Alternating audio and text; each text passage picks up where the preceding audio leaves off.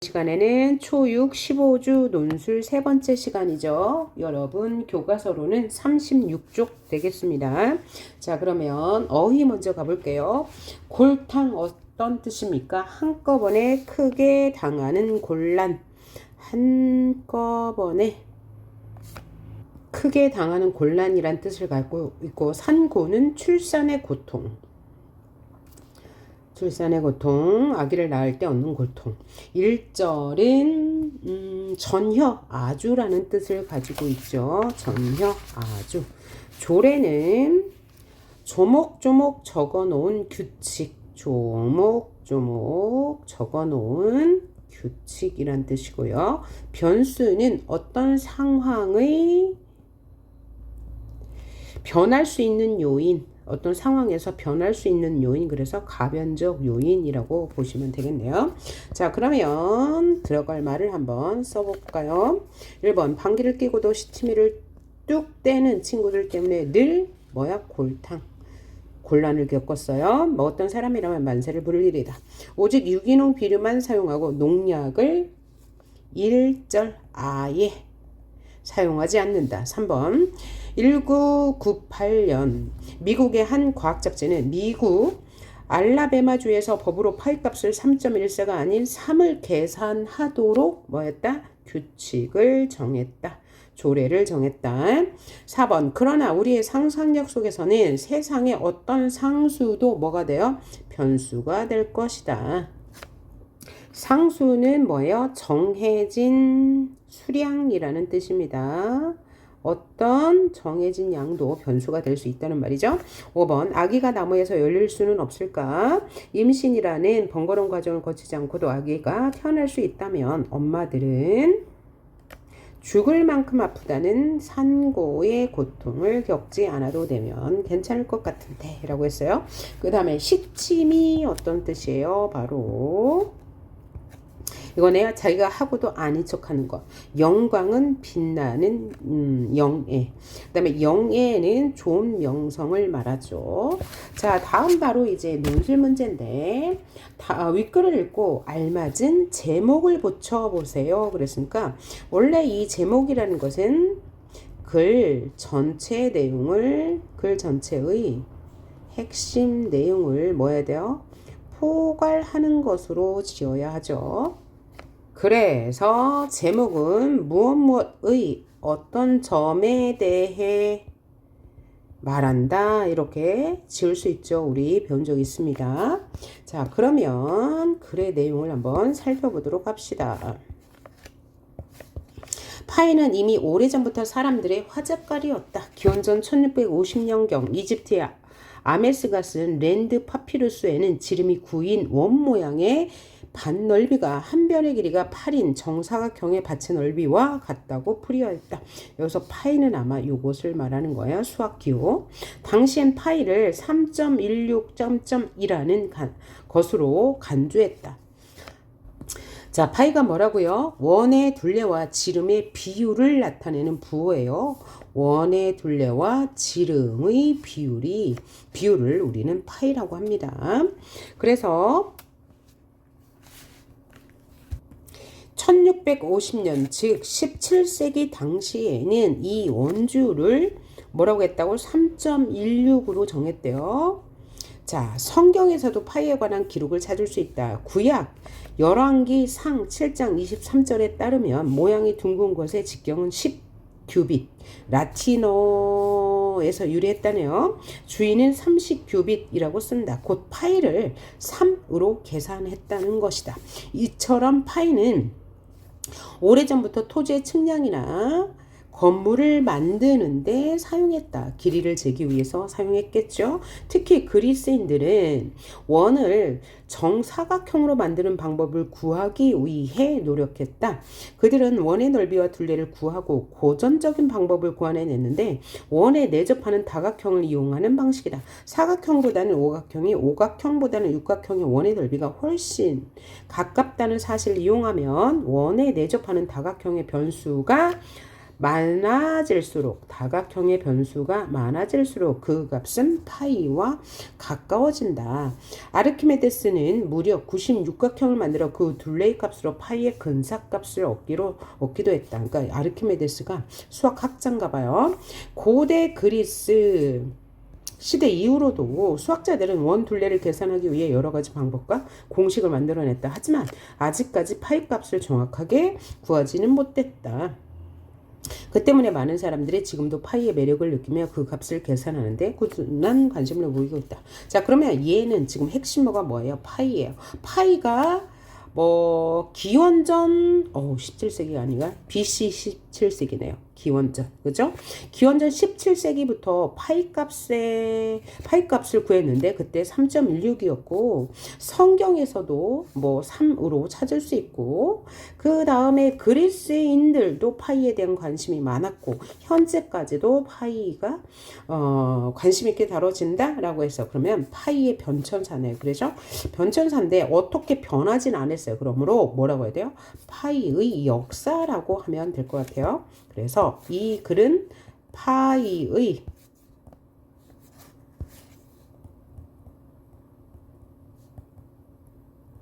역사에 대해 말함이라고 하면 될 것 같죠.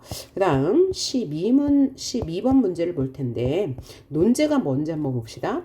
윗글은 유전자 변형 작물과 관계된 것이다. 유전자 변형 작물을 GMO라고 하죠. 유전자 변형 작물 GMO와 관련된 몇 개의 기사물이다. 기사물을 읽고 아래 조건에 맞게 유전자 변형 식품에 대한 자신의 생각, 서론 본론 결론을 쓰고 800자 대회. 그러니까 유전자 변형 식품에 대해서 긍정적으로 보냐, 부정적으로 보냐를 논술을 하란 얘기예요. 그쵸? 자, 그러면 유전자 변형 식품이 어떤 특징을 가지고 있나 봅시다. GMO, 바로 유전자 변형 식품입니다. 가문단 먼저 볼까요? 유전자 변형 작물의 변천사. 제1세대 유전자 변형 작물은 제초제 저항성 및 병해충 저항성 등 기존의 6종 방법, 기르는 방법으로는 불가능한 새로운 특성을 부여한 것으로 종자 회사 및 농약 회사, 농부 등 생산자에게 유리한 특성을 가지고 있었다. 그러니까 생산자에게 유리한 특성이란 여기서는 병해충에 저항할 수 있는 것, 제초제에 강한 것, 이런 것을 주로 생산했던 얘기죠. 이게 이제 1세대 유전자 변형 작물이고 2세대의 GMO는 뭐냐? 가공 특성을 향상시키거나 가공 비용을 절감할 수 있는 특징을 지닌 것으로 유통 혹은 식품 가공업자들에게 유리한 것. 이게 2세대 GMO. 그러면 1세대 GMO는 생산자에게 유리한 것. 이었대요. 자, 우리가 이제 유전자 변형식품 하면 가장 먼저 떠오르는 게 뭐예요? 무르지 않는 토마토 가장 먼저 떠오르지 않아요? 요즘에 우리 이제 방울토마토 그거 사면 뭐예요? 10일을 두어도 한 달이 가도 그것이 물러지나요? 안 물러져요. 그게 바로 이 유전자 조합을 했기 때문이에요. 그러니까 원래 토마토가 가지고 있는 유전자에게 새로운 유전자를 첨가한 거죠. 그래서 이제 무르지 않게 그죠? 생산한 거예요. 그런 거 말합니다. 그 다음 문단 2를 보니까 비타민 A를 강화한 황금 쌀과 같이 영양가가 향상되거나 식용 백신 항암 분석, 혈압 강화제 등 의약품 성분이 강화된 기능성 건강식품이 바로 제3세대 GMO라고 해요. 그러면 제3세대 GMO는 누구? 소비자에게 유리한 것이네요. 자, 이런 유전자 GMO는 구매력이 있는 소비자들이 자발적으로 찾는 것으로 소비자들에게 유용한 거죠. 그래서 다음 세대의 유전자 변형 작물로 일컬어진다. 다음 세대, 그러니까 얘가 아마 3세대. 그죠? 3세대.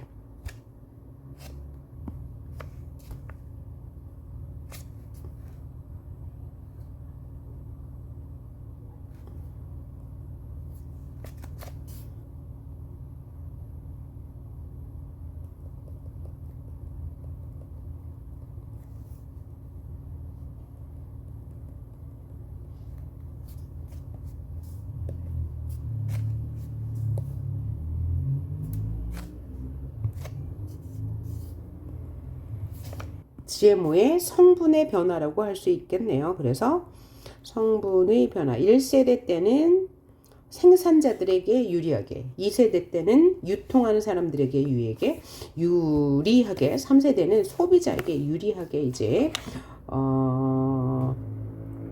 생산되었다는 거죠. 그러면 3문단 볼까요? 현재 개발 중인 작물 중 특이한 것으로는 카페인이 제거된 커피와 차, 그 다음에 카페인이 제거됐대요. 그럼 맛이 있을까요? 니코틴이 제거된 담배, 그 다음에 어린이 폐렴 및 기관지염 바이러스에 대한 백신 토마토와 조기 수확이 가능한 오렌지 나무 등이 있대요. 더불어 단일 유전자의 특성이 결정되는 것을 넘어서 다수의 유전자를 동시에 이식 발전시키는 것이 보편화될 것으로 전망된대요. 자, 한편 파종하여 재배한 작물을 다음 세대의 종자가 발화하지 못하게 하는 자살 종자 특허 기술도 있대요. 한 번 파종하여 수확을 하거나 하면 다음 세대에서는 발화하지 않는 것도 개발 중에 있대요. 농부가 종자를 구입해 수확할 수는 있지만 이렇게 수확한 종자는 다시 발화가 안 된다고 해서 씨 말리기 기술이라고도 불린대요. 이런 기술은 거대 다국적, 그죠? 종자 회사의 독점을 우려하는 측면에서 부정적인 견해가 강하죠. 왜냐하면 한 번 씨앗을 샀으면 다음 번에 또 그 같은 농작물 재배하려고 할 때요, 또 사야 돼. 그러니까 이 다국적 GMO 회사에게는 유리하죠. 그리고 나머지 회사들에겐 불리한 거예요. 그래서 부정적인 견해가 강하지만 환경 안전성을 고려할 때 오히려 바람직하대요. 자, 그러면 여기서 무슨 사실을 알 수 있습니까? 한 종의 유전자 변형 작물은 뭐에? 그러니까 한 종의 GMO는 다음 세대로 갈수록 안전하지 못하다는 것을 알 수 있어요. 이를 통해서 뭐라고요? 한 번 개발된 GMO가 두세 번 반복 생산되면 안전성이 뭔다? 떨어진다는 것을 알 수 있네요. 안전성이 떨어져요. 자, 그 다음 문단. 한 번 유전자 변형 작물의 꽃가루가 우연히 다른 개체 등에 수정이 되더라도 종자를 맺지 못하면 다음 세대에 변형 유전자의 전이 및 오염을 방지할 수 있기 때문이래요. 그러니까 하나의 GMO가 두세 번 이상 생산이 되면 안전성이 떨어진다. 오케이? 안전성이 떨어진다는 것은 다른 유전자로 전이 되거나 뭐 하는 것을 전이 되거나 오염되는 것을 방지한다는 뜻이다. 이렇게 이해하시면 되겠네요. 그 다음 나 문단을 한번 볼까요? 유전자 변형식품 태아의 위험. 그러니까 유전자 변형식품이 뱃속에 있는 아기에게는 위험하다는 부정적, 그죠? 영향에 대해서 말하고 있네요. 임신부가 유전자 변형식품을 먹을 경우 태아가 위험해질 수 있다는 러시아 과학 아카데미의 연구 결과가 나왔다고 영국 일간지 인디펜던트가 8일 보도했다. 연구팀은 미국의 다국적 곡물 기업인 폰센트가, 그러면 다국적 기업은 뭐냐면 하나의 회사가 여러 국가의 지사를 두고 있으면서 어떤 물건에 대해서 독점하는 기업을 다국적 기업이라고 합니다. 가 개발한 살충제에 강한 콩을 섞어 먹인지와 그렇지 않은지를 임신 전부터 관찰한 결과 몬세토 콩을 먹은 지 새끼 55.6%가 생후 3주 안에 사망했대요. 죽었대요. 그래서 자연 콩을 먹은 지 새끼 사망률 9%에 비해서 6배나 높다. 그러니까 이 유전자 변형식품은 태아에게 아주 위험하다는 연구 결과네요. 또 몬센토 콩을 먹은 지 새끼가 36%가 심각한 저체중, 그래서 부작용 하나는 사망률이 매우 높다. 사망률 높음 유전자 변형식품은 누구에게? 태아에게 첫째 사망률이 높다. 두 번째 저체중 상태를 보인다. 이는 나머지 그룹의 6%에 비해 훨씬 높게 나왔다. 연구팀을 이끈 이리나 에르마코마 박사는 쥐의 생화학적 구조 등 인체에 아주 흡사해서 유전자 변형콩을 여성이 먹을 경우 아기에게 악영향을 줄 수 있다는 것을 보여준다고 발표했대요. 유전자 변형식품이 인체에 해롭다는 연구가 잇따르는 가운데 태아에 미치는 영향을 처음으로 조사한 이 연구는 지금까지와는 다른 큰 방향을 몰고 올 것으로 예상된다. 반대의 영향. 그러면 지금까지는 뭐예요? 유전자 변형식품은 무슨 이득을 주었죠? 생산자에게도 또 유통하는 사람에게도 소비자에게도 경제적 이득을 주었어요. 그러면 이 제시문 문단은 뭐에 대해서 말한 건가요? GMO의 긍정적 측면에서 말했다면 제시문 나는 GMO의 부정적 측면에 대해서 말하고 있네요. GMO의 부작용에 대해서 말하고 있어요. 그래서 임산부가 GMO 식품을 먹을 경우 태아가 사망하거나 저체중 상태를 볼 수 있다는 연구 결과예요. 그 다음 3문단을 한번 볼까요? 유전자 변형식품이 인체에 해롭다는 연구가 잇따르는 가운데 태아에 미치는 영향을 처음으로 조사한 이 연구는 지금까지 이렇게 큰 방향을 일으키고 있어요. 최근 이탈리아 연구팀은 유전자 조작콩이 쥐의 간과 췌장에 나쁜 영향을 미쳤다고 본다. 그러니까 이 임산부가 아닌 사람에게도 부정적인 영향을 끼친다. 그것은 바로 간과 췌장에 그죠? 이상을 일으킨다. 오스트레일리아에서는 허파의 손상을 준다는 연구 결과도 발표되었대요. 그래서 이 유전자 조작 완두콩 개발 계획을 포기했대요. 누구는? 이 어느 나라 오스트레일리아는요. 그 다음 마지막 문단 인디펜던트는 지난해 5월 유전자 조작 옥수수를 먹은 쥐의 콩팥이 작아지고 적혈구가 증가했다. 그러니까 콩팥에 나쁜 영향 그 다음에 미국의 다국적 곡물 기업인 몬센토의 자체 비밀 보고서를 통해서 그러니까 비밀이죠. 몬센토는 이 유전자 변형 씨앗을 팔아야 하니까 어쨌든 나 문단은 GMO의 부정적 측면, 가 문단은 GMO의 긍정적 측면. 긍정적 측면은 경제적으로 이제 이득이 크다는 거고 부정적 측면은 건강에 인간의 인체에 해롭다는 거네요. 자, 그러면 유전자 변형 식품에 대한 여러분의 생각을 서론, 본론, 결론이라는 구성을 갖춰서 쓰세요. 자, 그러면 여러분은 긍정적 면을 쓸 거예요? 부정적 면을 쓸 거예요? 둘 중에 아무거나 쓰셔도 되는데요. 자, 그러면 이렇게 써봐야 될 것 같네요. 자, 문제가 유전자 변형 작물에 대해서 논하시오 그랬는데 그러면 뭐 긍정의 입장이다 부정의 입장이다 하나만 쓰면 안 될 것 같고요. 긍정 부정 입장을 다 써야 되잖아요. 그래서 서론에서는 일단 화제를 제시해 주면 되겠죠. GMO는 경제적으로 유용하지만 인체에 해롭다는 결과가 발표되면서 그 유용성에 대해서 논란이 되고 있다 혹은 찬반이 갈라진다라고 하면 되고요. 그럼 본문에서는 GMO의 긍정적인 측면 쓰고 부정적인 측면 써.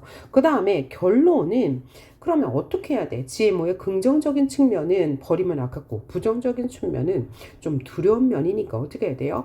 아까 1문단에 네 번째 문단에서 이런 게 나왔어요. 자살 종자가 있는데 이 자살 종자는 뭐냐면 한 번 파종한 후에 다음 세대에서는 그 종자가 발화하지 못하게 하는 기술이 이제 특허를 받는 것도 있는데 그게 바로 자살종자 특허잖아요. 하지만 이 자살종자 특허의 부작용은 뭐냐면 다국적 종자 회사가 독점할 수 있어. 왜냐하면 다른 사람이 만약에 농부가 이 씨앗을 한번 샀어. 그러면 다음 해에 또 사야 되는 거예요. 그러면 이 씨앗 회사, 이 종자 회사가 그 회사만 돈을 벌 수 있잖아요. 이걸 뭐라고 그래요? 독점이라고 해요. 하나의 상품에 대해서 그 회사만 팔 수 있는 거. 그렇죠? 이런 게 문제고. 그러면 긍정적인 측면은 뭐냐면 한 번 파종하여 다음 세대에서 파종하지 않으면 얘가 이 씨앗이 오염되지 않아서 인체에 해롭지 않다는 거예요. 그러니까 안전하다는 거죠. 인체. 그러므로 얘를 절충하면 되죠. 그죠? 그걸 이제 결론으로 쓰면 될 것 같아요. 어떻게 절충하면 돼요? 자살 종자 특허를 인정하는 제도.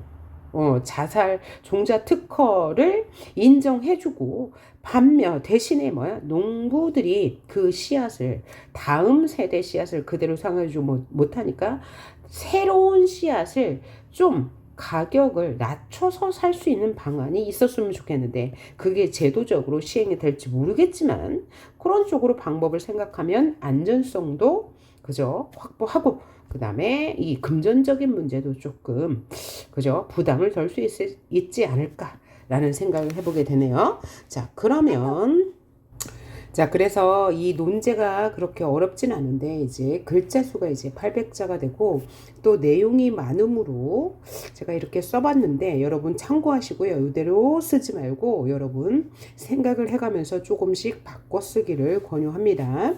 자, 한번 읽어볼게요.